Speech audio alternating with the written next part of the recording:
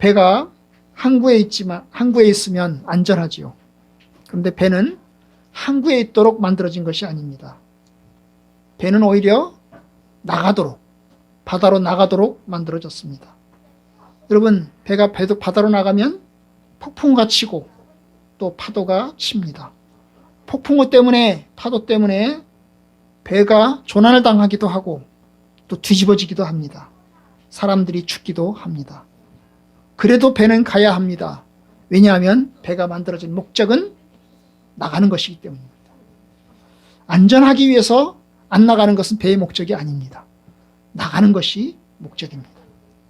이 땅에 오신 예수님의 오신 삶, 여러분, 그는 고난과 십자가를 지기 위해서 오셨습니다. 그가 하늘에 계시면 그는 고난 받으실 필요가 없습니다. 존귀한 신성을 가진 채로 남아있으면 그에게 십자가는 없습니다. 그런데 그는 사람이 되셨습니다. 십자가를 지기 위해서 오셨습니다. 고난받기 위해서 오셨습니다. 그것이 예수님의 사명입니다. 여러분, 예수님이 그 사명을 감당하는 일에, 십자가를 지는 일에, 고난을 당하는 일에 유혹이 아주 많았습니다. 오늘 몇 가지 유혹을 함께 나누고자 합니다. 여러분, 예수님이 십자가를 지시기 위해서 이 땅에 오셔서 그가 받으신 첫 번째 유혹, 그것은 사탄에 의해서 유혹을 받으셨습니다. 세례를 받으셨고 광야로 가셨어요. 그리고 40일 동안 금식을 하십니다. 거기서 그는 3가지 시험을 받으십니다. 여러분, 광야는 가고 싶은 곳이 아닙니다. 물도 없고 쉴 곳도 없고 위험한 곳입니다. 정말로 두렵고 두려운 곳입니다. 그런데 바로 예수님께서는 거기서 40일 동안 금식하시면서 3가지 시험을 받으십니다. 우리라면 피하는 곳이죠. 우리라면 절대로 안 가는 곳입니다. 안 가고 싶은 곳입니다. 그런데 주님은 그곳에서 금식하면서 시험을 받으셨습니다. 여러분, 3가지 시험 중에 한 가지 시험, 예수님이 환상 중에 높은 산으로 가십니다. 마귀와 함께 환상 중에 높은 산으로 가서 이 마귀가 예수님에게 천하 만국을 보여주면서 그에게 이야기하십니다. 하나님이 천하 만국을 나에게 주셨다. 나는 천하 만국을 다스릴 권세가 있다. 그런데 네가 나한테 한 번만 절하면 이 천하 만국을 내가 너에게 주겠다. 이것이 예수님께서 받으신 유혹 중에 하나입니다. 천하 만국의 다스릴 권세를 받을 수 있는 기회. 그런데 예수님은 어떻게 하십니까? 그 요구를 거절하십니다. 예수님이 마귀에게 야, 마귀야, 너 왜 거짓말하냐? 이렇게 말하지 않았습니다. 예수님은 단지 뭐라고 그랬죠? 하나님을 경외하고 그분만 섬기라 하였느니라. 나는 하나님만 섬기고 나는 하나님만 경외한다. 그렇게 하면서 거절하신 것입니다. 여러분, 그는 하나님을 섬기고 하나님을 경외하는 것을 자신의 목적으로 삼았습니다. 천하 만국을 얻고 성공하고 또 부귀를 얻는 것을 목적으로 하지 않으신 것입니다. 만약에 예수님이 마귀에게 한 번만 절했더라면 그는 부귀와 영화를 얻었을 것이고 성공과 존귀를 가졌을 것입니다. 이 땅에서 고난받으실 필요가 없었을 것입니다.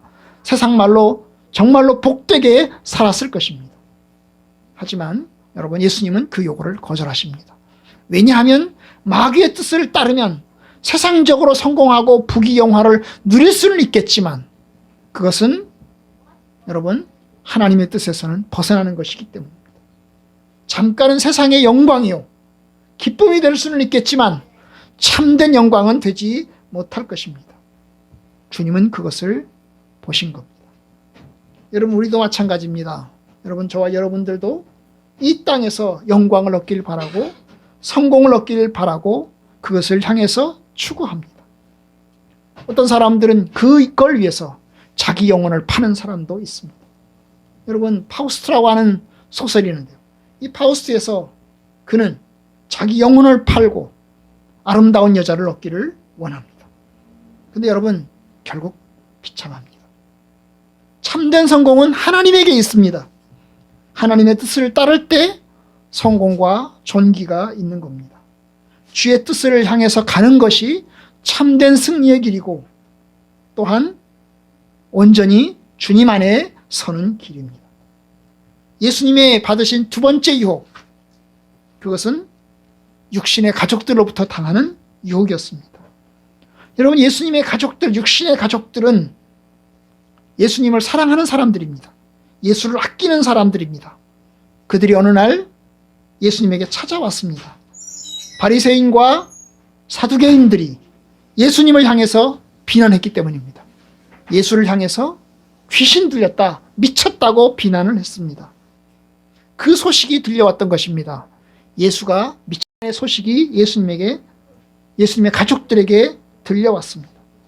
그 소식을 들은 가족들은 예수님에게 찾아갔어요. 왜요? 그들을 집으로 데리고 가려고. 예수님을 집으로 데리고 가려고. 이제 더 이상 뭐예요? 사람들에게 비난을 받고 미쳤다, 정신 나갔다 이런 소리를 듣지 않게 하려고. 만약에 그냥 그대로 있다가는 예수님이 큰 고난을 당하고 큰 어려움을 당할 것이 예상이 되기 때문에 예수님을 아끼고 보호하기 위해서 데리러 온 겁니다. 예수님의 안전을 생각해서 왜 그렇게 어려운 길을 가야 되나? 왜 그렇게 힘든 길 가야 되나? 그렇게 가지 마라. 좀 더 편한 길, 쉬운 길 가라. 그런 뜻에서 예수님을 데리러 왔습니다. 자기를 데리러 온 그 가족들에게 예수님이 말씀하십니다. 내 어머니와 동생들을 보라. 내 어머니와 동생들은 곧 하나님 말씀을 듣고 행하는 바로 이 사람들이다 라고 예수님이 이야기하십니다. 자기를 만류하기 위해서 찾아온 가족들을 앞에 놓고, 자기를 찾아온 육신의 가족들을 앞에 놓고 지금 이 자리에서 하나님 말씀을 듣는 이 사람들이 나의 참된 가족이다 라고 예수님이 이야기하는 거예요. 여러분, 그 가족들에게 있어서는, 육신의 가족들에게 있어서는 엄청난 충격일 것입니다. 아니, 우리가 가족인데, 우리가 너를 염려하는데 어떻게 우리가 아닌 저 사람들이 너의 가족이냐, 이렇게 생각할 겁니다. 예수님은 그 정도만 얘기한 게 아닙니다. 여러분, 육신의 가족은 큰 위로가 되고 격려가 됩니다. 아무리 밖에서 상처를 입어도 집에 들어오면 평안하고 기쁨을 느끼고 서로 유익을 얻습니다. 아무리 밖에서 큰 고난을 당하고 사람들에게 모욕감을 당한다고 쳐도 여러분, 집에 들어오면 가족들로부터 힘을 얻고 또 위로를 얻고, 그러면 피곤이 풀리고 감사하고 또 힘을 얻습니다. 그런데 여러분, 예수님은 바로 그러한 가족들을 앞에 놓고서 그 육신의 가족들이 나의 참된 가족이 아니고 하나님의 말씀을 따르는 이 사람들이 나의 참된 가족이다 라고 이야기하시는 겁니다. 오히려 예수님은 더 큰 이야기도 하십니다. 아버지나 어머니를 나보다 더 사랑하는 자는 나에게 합당하지 아니하고, 아들이나 딸을 나보다 더 사랑하는 자는 내게 합당하지 아니하니라. 나보다 육신의 가족들을 너무 사랑하면, 육신의 자녀들, 육신의 부모를 나보다 더 많이 사랑하는 자는 나에게 합당하지 않다. 여러분, 얼마나 센 말씀을 하시는 겁니까? 여러분, 육신의 가족들은 힘이 되고 위로가 될 수 있지만 육신의 가족들은 나를 유혹하는 유혹이 될 수 있습니다. 예수를 믿는 사람들이 육신의 가족들 때문에 주님을 떠나고, 육신의 가족들 때문에 주님과 멀어지는 사람들이 있습니다. 사도 바울은 평생 동안 혼자 살았습니다. 싱글로 살았죠. 싱글이니까 더욱더 주님께 봉사하고 주님을 섬길 수 있었습니다. 그런데 만약에 결혼하면요, 분산이 되겠죠. 주님을 섬기는 것과 배우자를 섬기는 것이 분산이 됩니다. 주님을 기쁘게 하는 것과 배우자를 기쁘게 하는 것이 분산이 됩니다. 여러분, 바울은 그런 면에서 이렇게 말했어요. 이치에 합당하게 흐트러짐이 없이 주님을 섬기는 것이 낫다 그랬어요.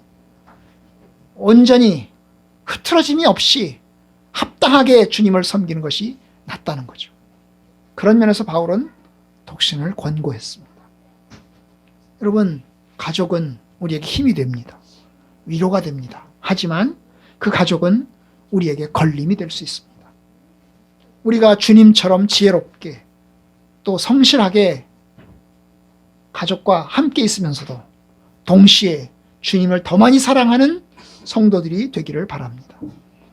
여러분, 예수님을 위험한 유혹한 또 다른 무리가 있습니다. 바로 제자들입니다. 예수님의 제자들도 예수님을 유혹을 합니다. 어느 날 예수님께서 제자들에게 물었습니다. 너희는 나를 누구라고 하느냐? 그러자 베드로가 용감하게 대답했습니다. 주는 그리스도시요 살아계신 하나님의 아들이십니다. 이 고백을 들으신 예수님, 제자들에게 고난을 예고합니다. 인자가 예루살렘에서 버림을 당하고 또한 고난을 받고 또한 죽임을 당하고 제3일에 살아날 것이다. 하나님께서 자신의 고난을 예고하셨습니다. 제자들 예수의 말씀을 듣고 당황하기 시작했습니다. 예수의 말씀을 듣고 깜짝 놀랐습니다. 그동안 자기들이 따른 것이 예수님의 영광과 존귀를 바라보고 주님을 따른 것인데 주님이 갑자기 고난의 얘기를 하고 버림당하는 얘기하고 죽임당하는 얘기를 하니까 너무나 깜짝깜짝 놀란 것입니다. 그래서 베드로가 말했어요. 베드로가 항변하여 이르되, 항변이라는 말은 아주 강력하게 예수님을 비난하는 것을 이야기합니다. 강력하게 항변하면서 이르되 주여 그리 마옵소서 이 일이 결코 주께 미치지 아니하리이다. 여러분, 베드로는 예수님을 걱정하면서 예수의 안위를 걱정하면서 얘기를 했지요. 육신적인 의미에서. 그러시면 안 됩니다. 그런 생각 가지면 안 됩니다.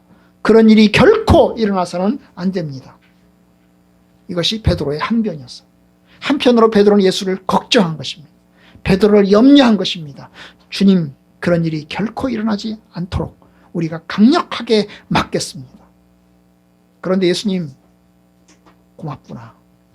참 나를 걱정해주고 나를 염려해주니 참으로 고맙구나. 예수님이 그렇게 얘기하셨나요? 아니죠. 사탄아, 내 뒤로 물러가라. 너는 나를 넘어지게 하는 자로다.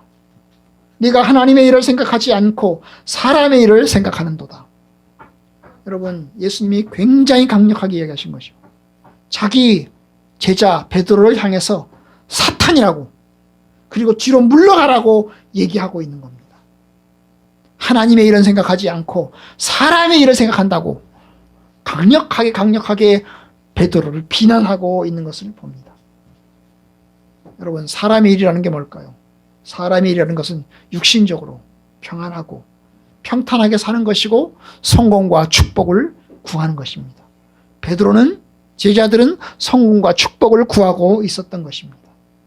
그런데 하나님의 일이라고 하는 것은 하나님의 뜻에 합당하게 살아가는 것입니다.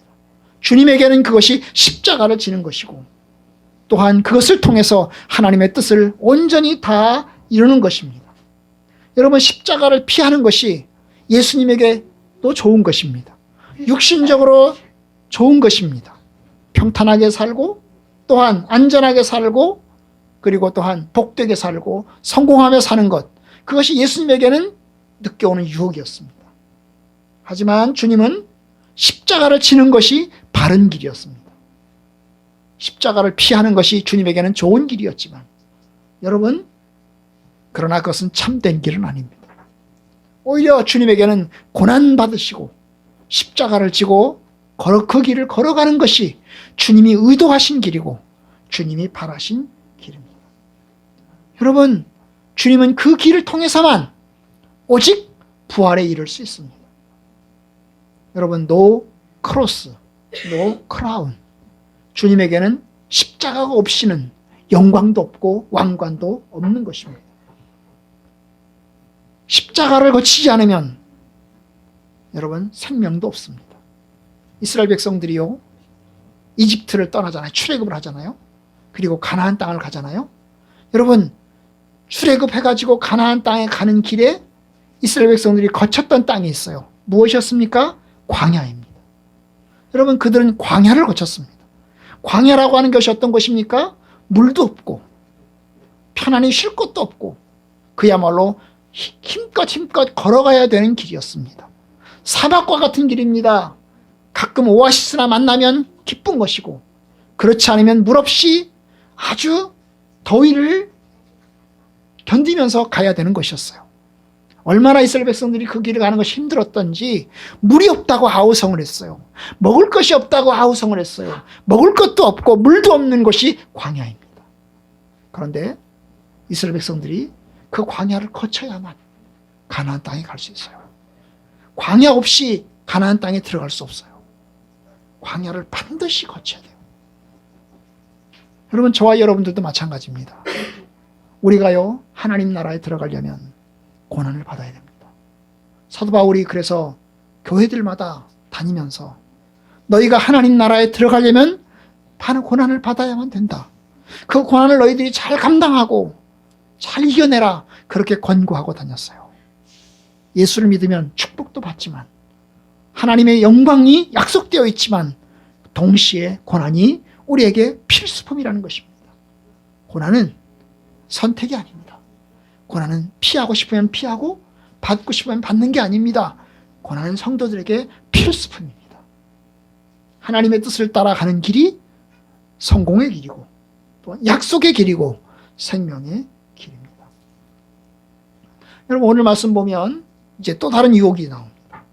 바로 바리새인들입니다. 오늘 본문에 보시면 바리새인들이 예수님께 나왔습니다. 그리고 예수님을 향해서 이야기를 합니다. 예수님, 얼른 여기를 떠나십시오. 헤롯이 당신을 죽이고자 합니다. 여러분, 이 바리새인들은 예수님을 걱정하는 사람들이었을 것 같습니다. 사실 그 당시에 예수님은 바리새인들로부터 많은 공격을 받았지요. 그렇죠? 많은 공격을 받았어요. 바리새인과 서기관들이 예수를 비난하고 또한 예수를 적대하고 예수를 죽이고자 했어요. 그런데 오늘 본문에 나오는 이 바리새인들은 예수를 걱정하는 것 같습니다. 예수를 위하는 것 같습니다. 그리고 예수님께 나와서 얘기를 하는 거예요. 예수님, 얼른 피하십시오. 여기를 피하십시오. 헤롯 왕이 당신을 죽이고자 합니다. 헤롯 왕은 갈릴리 지역의 분봉왕입니다. 예수님에 대한 소문을 듣고 있었어요. 그런데 세례 요한을 죽였던 이 헤롯 왕이 예수도 죽이고자 합니다. 예수도 죽이고자 합니다. 왜요? 예수님이 가는 곳마다 하나님 말씀을 전하고 사람들을 모으니 헤롯 왕에는 자기 땅에서 지금 뭔가 해괴망측한 일들이 벌어지고 있다고 생각하는 겁니다. 예수님이 좋은 말만 했겠어요? 헤롯 왕에 대해서 아주 좋은 말만 했겠어요? 그렇지 않아요. 여러분, 오늘 본문에 보시면 32절에 오면 예수님이 헤롯을 향해서 뭐라고 얘기합니까? 여우라고 얘기합니다. 그죠? 저 여우에게 일어나. 여러분, 헤롯을 뭐라고 얘기한다고요? 여우라고 얘기합니다. 여우라고. 여러분, 이게요, 함부로 쓰는 말이 아니에요. 우리는 지금은요, 언론의 자유가 있어가지고 여러분, 윗사람들을 향해서 뭐라고 욕을 합니다. 뭐라고 욕을 합니다. 그런데 여러분, 2000년 전에 그 당시에, 아니 우리나라에서 30년 전, 50년 전에 그 당시에 이런 소리 하잖아요? 보안사로 끌려갑니다. 빨갱이로 끌려갑니다, 여러분. 그리고 혹독한 고문을 당합니다. 그러니까 이 여우라는 말 함부로 쓸 수 있는 말이 아니에요. 쓸 수 있는 말이 아니에요, 여러분. 그런데 주님은 그 얘기를 합니다. 그 얘기를 합니다. 그러니까 여기서만 얘기했겠어요? 딴 데서는 얘기 안 했겠어요? 헤롯에 대해서 뭐라고 얘기 안 했겠어요? 했겠죠. 당연히 했습니다, 여러분. 그러니 헤롯이 예수를 죽이려고 하는 겁니다. 죽이려고 하는 겁니다. 바로 그 정보를 들은 바리새인들이 예수님께 와서 이야기를 하는 거죠. 여기를 떠나십시오. 이 갈릴리 지방, 이 헤롯의 영토를 빨리 벗어나셔야 됩니다. 그렇지 않으면 당신은 여차하면 죽습니다. 라고 부르는 겁니다. 우리 같으면 고맙다고 할 겁니다. 고맙다고. 그리고 빨리 그 자리를 벗어날 것입니다. 하지만 예수님은 그렇게 하지 않으십니다. 왜냐하면 이것이 유혹이기 때문입니다. 나를 걱정해 주는 것 같지만 그러나 참으로 하나님의 뜻에 의한 것이 아니고 오히려 뭡니까? 우리에게 두려움을 가져다 주고자 하는 것입니다. 정말 나를 걱정해 주고 나를 사랑해 주고 나를 위해서 하는 말 같지만 그것이 뭡니까? 나에게 두려움을 갖게 하고 나로 하여금 염려를 갖게 하기 위한 것을 주께서 하시는 겁니다. 예수님은 이 제안을 거부합니다. 그리고 이야기하십니다. 저 여우에게 가서 일러라. 오늘과 내일은 내가 귀신을 쫓아내고 병을 고칠 것이다. 하지만 제3일에 완전하여 질 것이다. 예수님 말씀, 내가 오늘하고 내일은 내가 어떻게 해야 된다? 귀신을 쫓아내고 병 고치는 일을 해야 될 거다. 그리고 제3일에나 3일째가 되어서야 내가 완전해야 될 거다. 아마 이 얘기는 예수님이 십자가의 고난을 얘기하는 것 같아요. 내가 지금은 하나님께서 내게 맡겨준 일을 잘 감당할 거다. 그러나 이제 마지막 날 3일째가 돼야 내일이 끝난다. 그러니까 뭡니까? 아직은 내일이 끝나지 않았다는 거죠. 아직 끝나지 않았다는 거예요. 내가 여기서 내가 할 일 아직도 남아있다. 주님 말씀하시는 겁니다. 그러면서 또 얘기하십니다. 33절.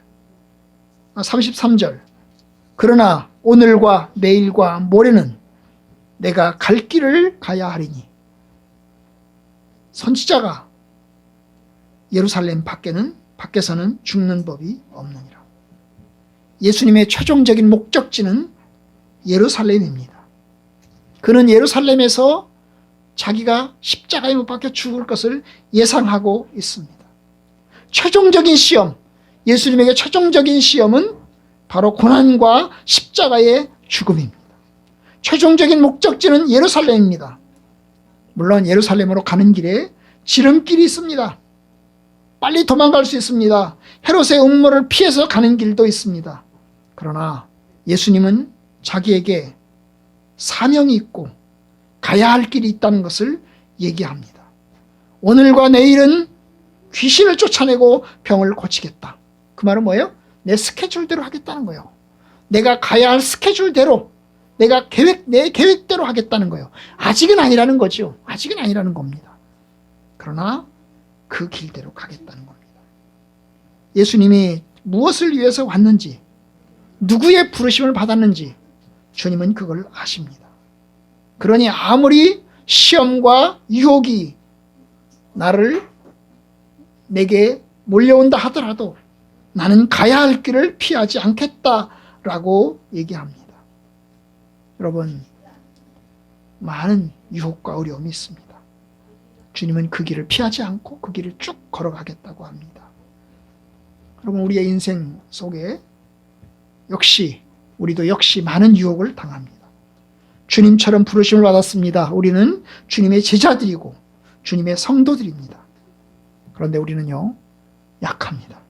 약하기 때문에 여러분, 유혹을 당하면 넘어지고 쓰러집니다. 그리고 부르심의 길에 벗어나기도 합니다. 어떤 사람들은 당장 보상을 원하고 그 보상이 없으면 실망하고 좌절하기도 합니다. 또 어떤 사람들은 가는 길에 위험이 따른다면, 그리고 불길하거나 여러 가지 어려운 징조를 보게 된다면 겁을 먹고 도망가기도 합니다. 그만큼 우리는 약합니다. 한편으로는 육신의 보상에 약하고 한편으로는 육신의 위험에 약한 것입니다. 그리고 사람들은 안전을 원하고 성공을 원합니다. 그런데 여러분, 주님은 말씀하십니다. 나를 따르는 자는 자기를 부인하고 자기 십자가를 지고 나를 따를 것이니라. 가는 길에 아무런 큰 위협이 있다 할지라도 여러분, 그 길을 잘 걸어가는 것이 주님의 뜻입니다. 오늘 본문에 보면 예수님은 그 유혹을 느낀 거죠. 가족으로부터, 사탄으로부터, 제자로부터, 그리고 바리새인들로부터 유혹을 느낀 것입니다.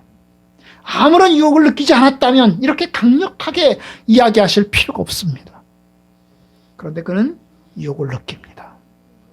아차하면 내가 쓰러질 수 있겠다.